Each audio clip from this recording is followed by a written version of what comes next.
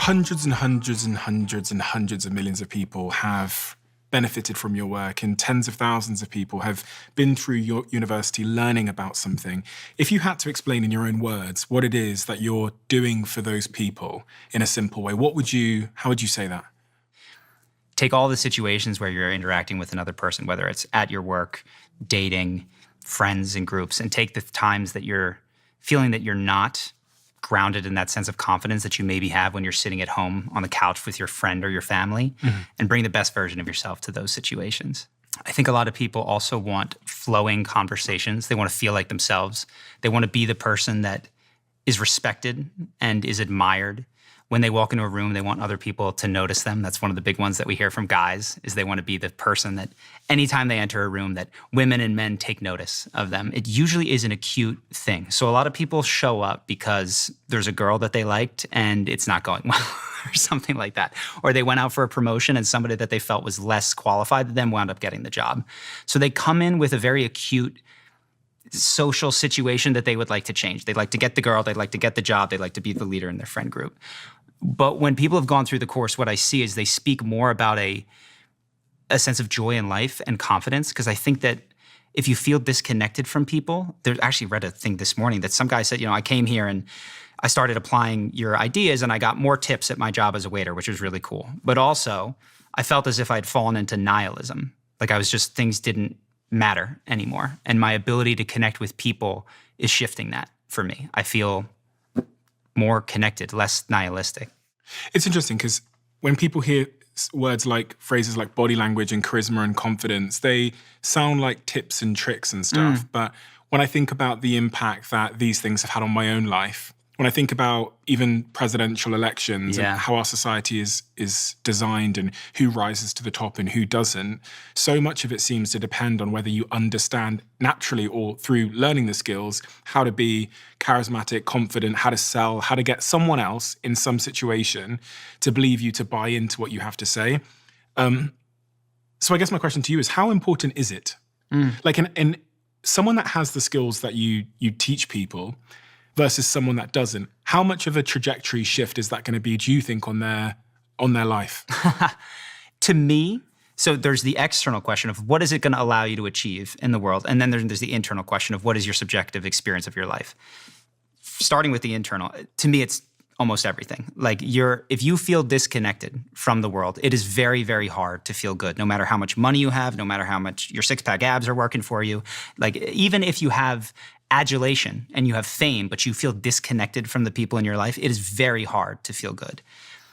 On the external side, I think it's tremendously underrated. And I think this is why people didn't see Donald Trump coming. Because does he have the best policies? Does he have the best record? Does he have any of these things? He is clearly someone who has gotten to where he has by talking. He talked his way into the literal presidency of the United States of America. And if I look just at my own life, at people who were advancing at work, and then when I started focusing on this stuff, it was not the best analyst. There was a guy who was a better analyst than me, and he did not get the off-track promotion that I got. And it was just because I'd made closer connections with the president of the company than he had. And so I think it's wildly underrated. I think a huge myth that people get is that if you get good grades, do what is asked of you in the job description, are generally kind and friendly, and speak honestly, that things are just going to work out for you. But there is a missing piece, which is, do other people connect with you and like you and want you to succeed? And I think it's perhaps the most underrated piece of success, which is why I put all my attention there. This wasn't like a play at making a lot of money or having a big YouTube channel. It was the highest leverage point that I felt and experienced in my own life. And is it something that you can learn? That is, I said there was a big myth. This is probably the first or second biggest myth, is that you can't learn it. And that I believe that for 18 years of my life. So the first portion of my life was charisma is being able to throw a football better than the other kids, right? Charisma is just the thing that you have at 13 that I definitely didn't have. And it was only around 18, 19, 20 that I realized that the way that I approached people in conversations had a dramatic impact on the responses that I got. So it is most definitely something you can learn. I feel like I'm a testament to that. And, the people who've gone through the course also feel that. And if someone hasn't seen your YouTube channel, What is it you're doing on that YouTube channel? So say that, we've got someone listening now and they've never heard of your channel before. Can you explain exactly what you've done on that channel, how long you've done it for, and how many situations you've looked at over the last decade? Yeah. So basically what I would do is I would look at moments. It started with a Bill Clinton debate. That was the first video that I ever did. And there's this debate moment where Bill Clinton and George Bush Sr. are having a town hall. So it's them communicating directly with people. And it's known as the moment that Bill Clinton won the election. And it's him going up to this woman and she asks some question about politics or the thing. And he goes up and he says, how does this impact you? And he looks her dead in the eye. And you could tell she's feeling it. She's connected with him and he gives his answer. So it's us breaking down those sorts of interactions. Some of them are in politics, some of them are on talk shows, and some of them are scripted TV shows where I'm just saying, hey, this is obviously a script, but it would work in real life if you did it like Jon Snow did in Game of Thrones or something. So we use that sort of as the hook because, a lot of people weren't looking. Charisma was not a topic that anyone was interested in 10 years ago. So we would hook people with Game of Thrones or this famous person, but the content of it would be how to handle a group interaction or how to lead more effectively. And these were things that I wasn't necessarily learning from these videos, but I was learning elsewhere in my life and then commenting on what I saw in these videos. And that really connected with our audience. And it's helped us get, I think, 6.8 million subscribers at this point. It's incredible. And it's actually such an unbelievably powerful way to do it by showing both real world examples, but also fictional examples. And I was even watching you break down certain interviews, the famous Jordan Peterson interview with Kathy Newman. Kathy Newman, that one's great. And you break down exactly what's going on kind of both sides and how Jordan ultimately ends up winning that argument by kind of holding his position and Kathy trying to put words into his mouth, etc. All of those things. But you break down moments from history, moments that we all know from movies, and tell us exactly what's going on in terms of like human connection, conversation, persuasion, leadership, influence in those situations. Incredibly fascinating. So let's talk about you. Yeah. Because people will look at you now sat here and they'll think this is a guy that's always had confidence. You're a good looking guy. You're someone that is clearly a great conversationalist. You exude charisma. But if we were to wind back, I know that that's not always been the case. Yeah. Yeah. So take me back. You did your research. So I grew up extremely shy and still am today an introvert. I mean, you could probably see if you flash 5 or 6 minutes back to the beginning of this interview, like I started off nervous. I feel very comfortable now, but my default state is one of shyness, reservedness, and nervousness. And so that was just how I was for the long time. And when it came time to graduate high school, they had these superlatives that they would give out. And I had a class of about 500 people. And my superlative was most likely to break out of his shell in college. So I was well known, but I was well known for not saying a lot. So people didn't know me and then voted for me as the person who one day would show up and reveal themselves to the world, I suppose. That didn't happen. I didn't break out of my shell in college at all. I continued to do the same. I had a small group of friends. I wasn't dating or anything like that. And then it was only when I was about 19 years old that I studied abroad and had gotten so sick of the experience for me at that time in my life of having a massive crush for usually a year, forming an entire relationship in my head that we would one day have, and then having that not materialize because they weren't interested, or if they were interested, I could quickly talk them out of being interested just by my general awkwardness. That had happened so many times that I was done with it and frustrated. So when I went abroad, I made it a mission to figure out what was going on and shift it. And it was actually very helpful. And when people ask me, how do you begin to change these things in yourself? Shifting your environment is so impactful. Probably one of the most impactful things, because what you don't realize is that your friends and family who love you very much tend to not like shifts that you make to your habits, particularly the way that you socialize with other people. But when I gave myself the freedom of being abroad, I tried everything. I worked on my eye contact. I read every book and would just run little personal experiments, some of which didn't go well. There was one period of time I remember where the experiment was big eyes. And so I would walk around and be like, oh, it's so nice to meet you. And you immediately recoil your head. I swear I did that probably for a week until somebody said, dude, what are you doing with your eyes? Stop. Really? Yeah. He was a good friend. I appreciate him for that.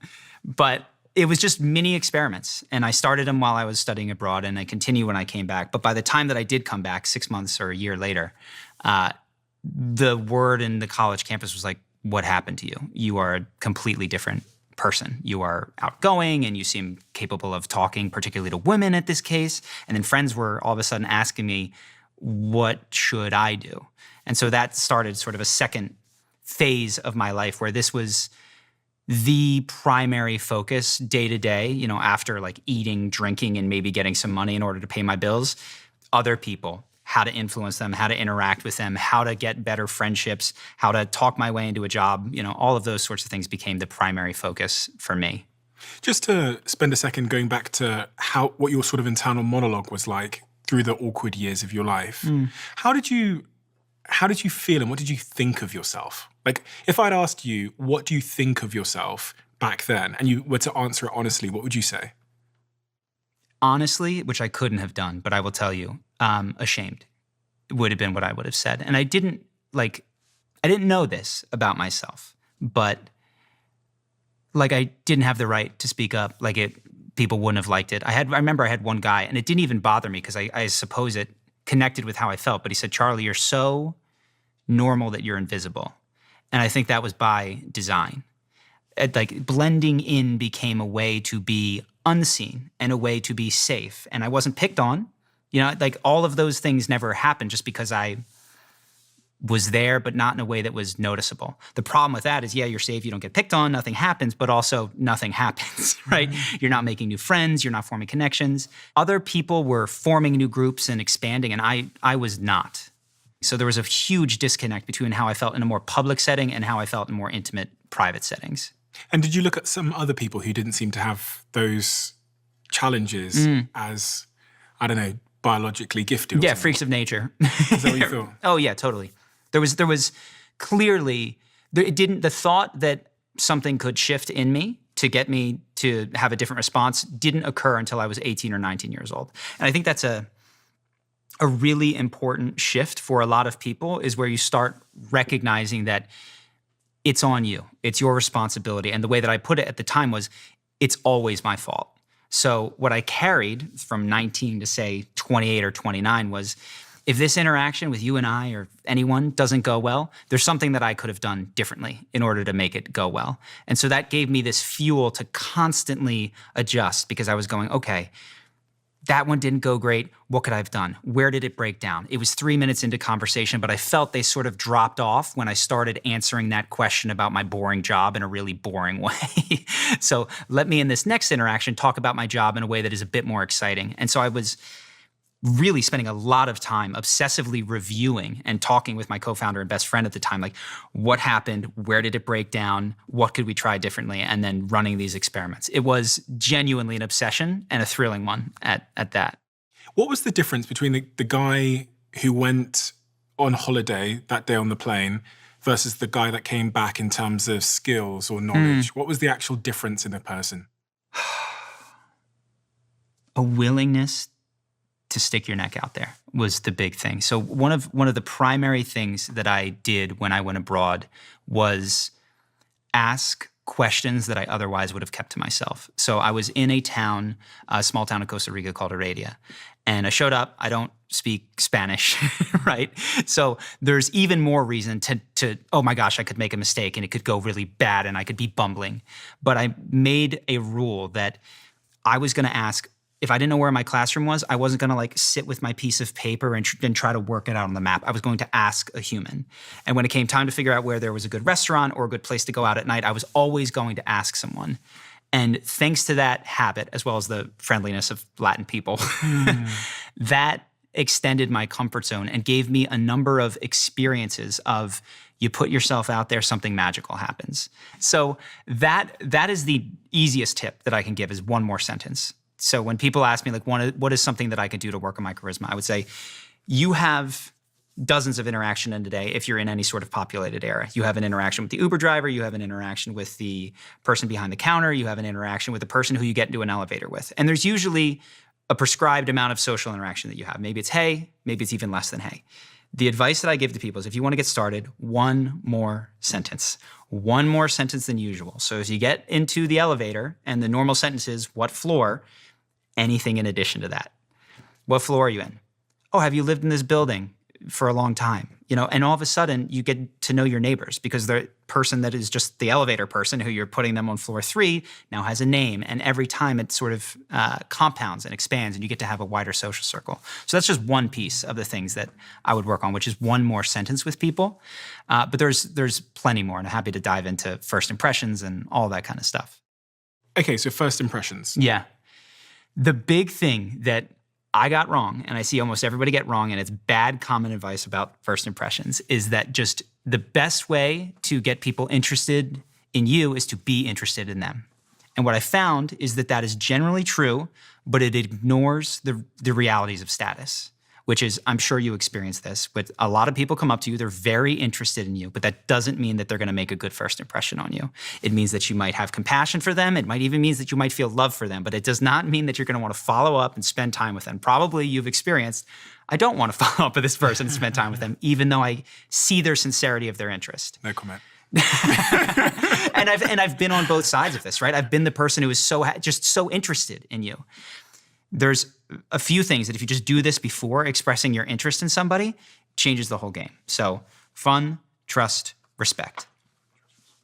If you, and this can take 60 seconds or less, can communicate that you are fun, that the person can trust you, and that there is something to respect about you, and then you express your interest in that person, it will completely flip the dynamic on its head. So we can break it down. Please. Fun. There's a ton of ways to handle this, right? You can crack jokes, you can do all sorts of things. But the easiest way to add fun to an interaction is you take the first question that almost everybody asks you, which is, how are you, right? These are the gimmies that we just say, fine, good, how are you? Oh, there's a fire, whatever. And be more enthusiastic than fine. I would always say be better than good. So if somebody comes up to you and they say, how are you doing? You can be fantastic, or wonderful, or great, or ecstatic, or electric. And there's a whole separate conversation about how to make this real inside of yourself, because I'm not asking you to paper over anything. I think that was a mistake that I made early in my charisma career of just too much fake it till you make it. Mm-hmm. But if you can genuinely cultivate those feelings and share them, that level of enthusiasm is fun. Crack a joke, you got fun. Okay. Trust. This is a lot of nonverbal stuff, eye contact, body language, the way that you shake someone's hand. But it also comes down to if the person feels like you are trying to get something from them.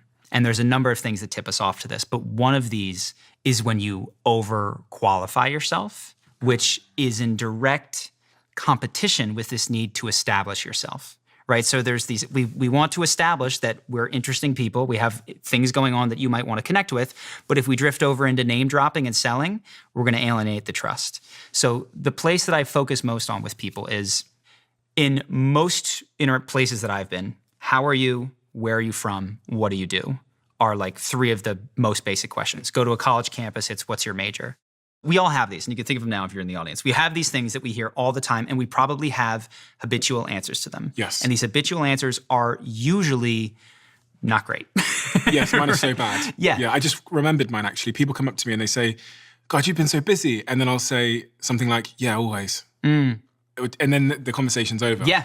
They've got nothing to hook into or hook onto there. So you're able to get away with that. And one of the things that people do is they build a tremendous amount of competence and power. And then all of a sudden you can drop this to a degree because people are still interested because they know you from Dragon's Den or some other things. Yeah. But if you're out there and you don't have that yet, like I didn't when I was 19 and 20, or you just want to have more engaging conversations and you want to bring in people that you genuinely connect with, reverse engineer the conversation that you would like to have. So you could, I have 6 charismatic mindsets that I think about. One of them is go there first in humanizing the interaction. And so this can mean if you're in a group of people that are all really stiff and nervous because they don't know if it's okay, crack the first joke, be vulnerable first, give the first compliment, like lead the interaction in the way you want to go because that's what everybody wants. Like we don't want to be suits. We don't want to be roles in a company. We want to be humans. And that stuff is, everybody wants that. Mm-hmm. And whoever goes first becomes the leader. Okay. So in your interactions, you're getting asked, are you busy? So if you could go there first and do the thing that you're wanting them to do and work that into the answer of how you're busy or are you busy, that is going to lead the conversation in the direction you want. So as a for instance, I don't know if this is, are you busy?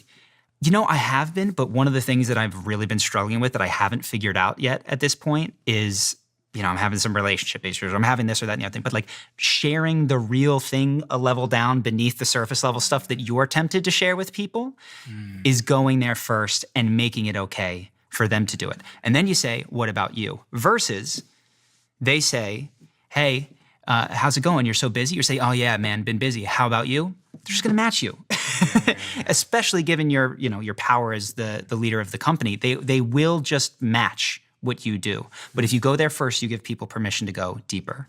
So a lot of people, for instance, what they might want is the thing that they care about is they care about their job, they love what they do and they're really interested, or maybe they hate their job and they care more about their free time and their hobbies and the extreme sports that they do. So in these questions of how have you been, what do you do, where are you from, I have a worksheet in our course that helps people walk through what a good answer could be that would leave hooks for the person that is an extreme sports enthusiast or does, have an interest in that particular niche that they're interested in to hook into. But if you were to ask me where I'm from, and let's say that I want to connect with you in a number of different ways, but the thing that I really want you to know is that I have an interesting business. I could say I'm from Philadelphia. And we're done. Oh, my friend's brother went there. Is it cold in Philadelphia? Yeah. This is where we're going to go. Now we're on weather and sports, which is where most conversations go. But if I say, I grew up in Philadelphia, but I never really fit in there. Like a lot of the people in that area wind up spending their whole lives within 20 minutes of where they were born. And so I traveled throughout my 20s and lived a bunch of places, but I now live in LA just because it's the right place for my business. And I end there. The next question that is coming from you is probably, oh, what's your business? Or where did you travel? So if I give you a number of different options to hook into here, you're going to take the one that you're most interested in. And so what I would try to do in these answers with myself and what I advise people to do is to take the 3 topics that you'd love to talk about. Like you'd love to talk about your travels, you'd love to talk about your business, and you'd love to talk about philosophy or whatever it is. And find a way to just leave little crumbs in these common answers that give the right person the invitation to talk to you about that thing. And this is something that I found really small talk can suck. It's very draining to sit here and how much more can I say about the weather or local sports team? I can't keep doing it. Yeah. But when you do these sorts of things, it opens up the opportunity for connection so much more quickly in interaction. And I hate small talk. Yeah. I really hate it. I find it really draining. I find it so fake. And I kind of want to get on to the real stuff. So you're saying that's how to do it, to leave sort of crumbs in my response that will send us down a more interesting pathway in conversation. To really think through how do I and what do I want to connect with people over, right? It's not the weather and it's not the local sports team. It is, in my case, I want to interact with people that are interested in the same sort of YouTube space that I'm interested in. That's one of the things. Beforehand, I thought that I knew about people. I was I could tell who that guy is. I know what kind of life he has. But when you start leaving these clues, people surprise you.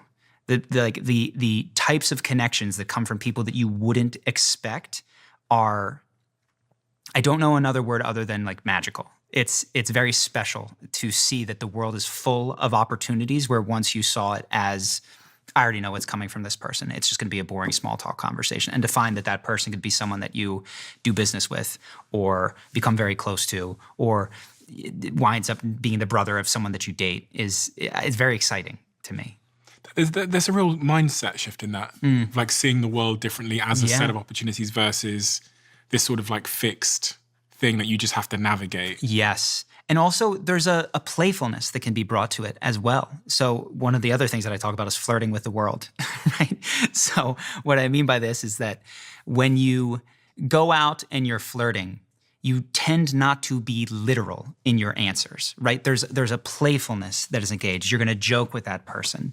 And what a lot of people do, and I'm guilty of this all the time, is when you're checking out at the store, you're doing anything, you are very literal in your answers. Can I help you with anything today? Can I get one other thing? What floor are you on as you get in the elevator? And if instead of I'm on floor 3, you say, oh, I don't live here, I'm just casing the joint for robbery. It's just like that little stuff that is playful, that is what people are dying for. So many people are on autopilot. And when you bring that playfulness, that little flirtatious energy to men, women alike, things open up in a very fun and exciting way. Does that come from confidence? Because I've noticed that I'd certainly flirt with the world more now that I feel like I have a greater sense of confidence that I didn't have when I was 18 to 25. Yeah, I think it's a circle. I think It absolutely comes from confidence. When you feel good, you bring that playful energy to the world. And I learned to develop confidence there was a time of faking it till I made it, where I wasn't comfortable, but I had this rule in my head. I'm in the elevator. I have to say the thing right now. That's what I did. And then the interaction went well. And now I'm building these reps of good experiences where I'm seeing that my belief about the world is this place that I just had to make it through is not true. There's fun opportunities everywhere. I really want to make sure I've got everything on this first impressions point as well. Is there anything else that I need to be aware of? You talked about nonverbal cues. And I mean, there's so much information out there that says nonverbal cues are everything, that then maybe nothing. Do you think they matter? And what are the most important nonverbal cues when it comes to making a good first impression? One of the ones that I see is prey versus predator. Prey versus predator movement and prey versus predator gesticulation. So if you think of an animal that is a prey animal, like a little bird or a little rabbit, they're very like herky-jerky and they dart. And you think of a predator, you think of a lion or like this like sort of languid, slow movement. Now you don't have to dial it up to sleepy lion level, but one of the things that you see with people that feel very afraid is that they dart. Their eyes are very darty. The hand goes in, the hand goes out, goes back into the pockets very quickly. A bit of slowness to your movements, a bit of calm, especially if you're an anxious person, can help a lot. That doesn't mean you need to lower the energy, but it just means you can slow things down a bit. The other thing that I find is, this is almost pre-first impression. If you're out at a social event, right? You're at a networking event, you're at a bar, I think a lot of people do not realize the intuitive sense that others have for what is going on around them and interactions they're not directly in. And so what will happen, and this is connected to the prey thing but not identical, is that people go out to a networking event and they feel very uncomfortable in their own shoes. And so they're looking at their phone or they're standing by the bar and they're sort of looking around for something or someone to rescue them from their loneliness.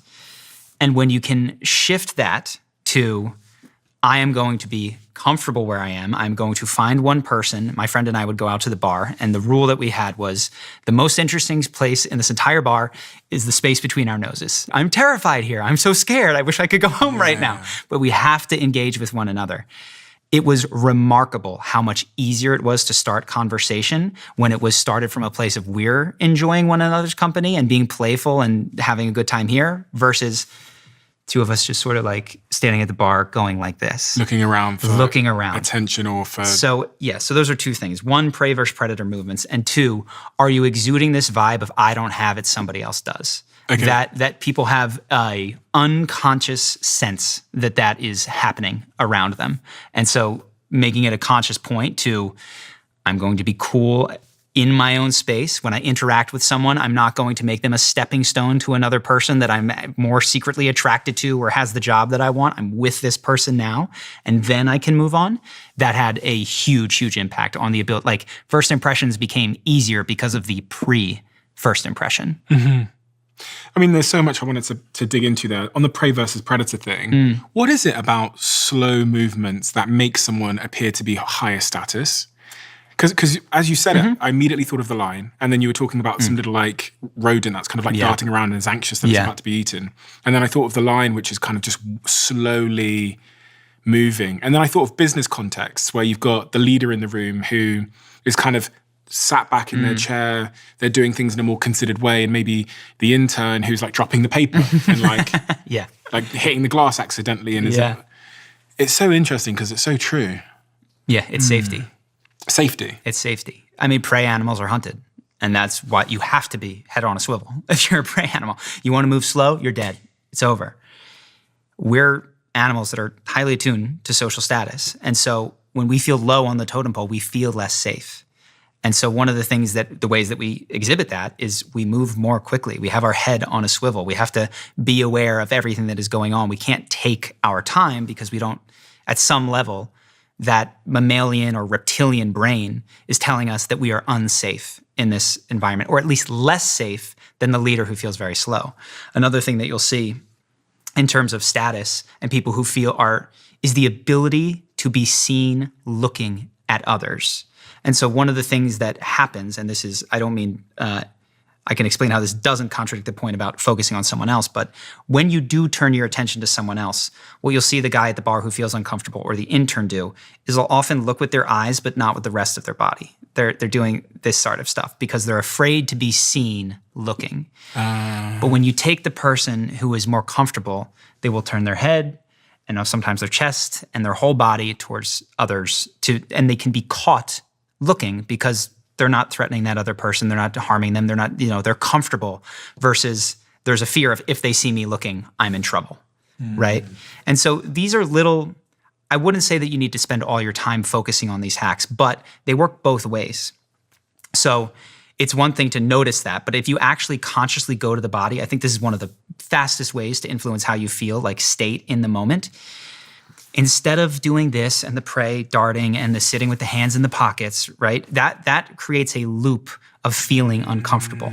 So one of the first things that I would do when I was going out to a networking event or a bar or anywhere where I felt uncomfortable was dance floor. Because on the dance floor,